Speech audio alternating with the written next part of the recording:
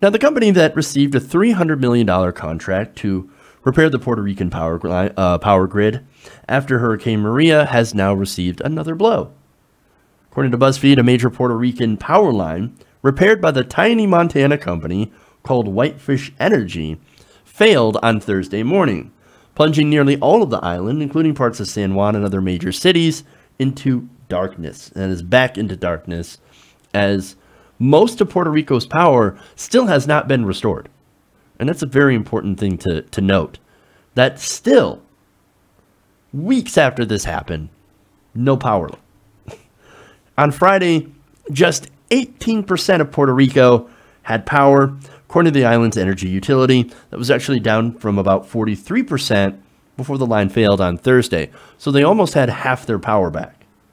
But this line failure wiped out a quarter of that. Now, again, this was at 43% capacity before the fail, according to the Puerto Rico Electric Power Authority. Just 18% of them have power, and officials have no clear timeline on when this power would be restored.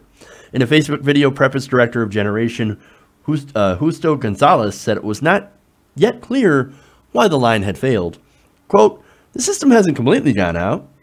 The south is working. We have 18% power generation. Let's not jump to conclusions here." The power line, BuzzFeed explains, which runs from Cambalache to Manatí in the island's north, providing power to Puerto Rico's capital city, is one of the major sections of the power grid that Montana firm Whitefish Energy was working on as part of its controversial contract with PREPA. In a November 3rd press release, Whitefish Energy said that its team had restored transmission lines and towers to more than 10 miles from Cambalache Transmission Center to Manatí. But in a statement to BuzzFeed News on Thursday, Whitefish had denied that the outage was caused by any of the work it had done on that line. None of these issues reported today with the outage have anything to do with the repairs Whitefish Energy performed, spokesperson Brandon Smulyan said. Now, that's interesting, right? So, for one, wow, they hired a spokesman? Does that make 3 employees? Good to see them expanding, I guess. I mean, you got to spend that $300 million somewhere. Now, look, Whitefish Energy, if you guys were unfamiliar with the story, came under scrutiny because in addition to having only 2 full-time employees, it somehow got a $300 million no-bid contract. No-bid contract, which means it couldn't actually compete against any other company. So like, oh, Whitefish Energy, we've never heard of you. You're from a really small town, and you have 2 employees. Here, you're the perfect company to go take a gigantic infrastructure project. Here you go. Here's the money. Now, a lot of people were like, wait a minute. Montana, Whitefish. Maybe this has got something to do with Interior Secretary Ryan Zinke. The other weird thing about that is that the contract included contractor rates far higher than industry norms. Not only that, but like I said, Whitefish, that is the name of Zinke's hometown. So this tiny little company gets a huge contract through what appears to be crony capitalism, and surprise, one of their lines just happens to fail. Now, to be completely fair, we don't know what caused the outage. We don't know if it was explicitly their fault. The PREPA director isn't saying that.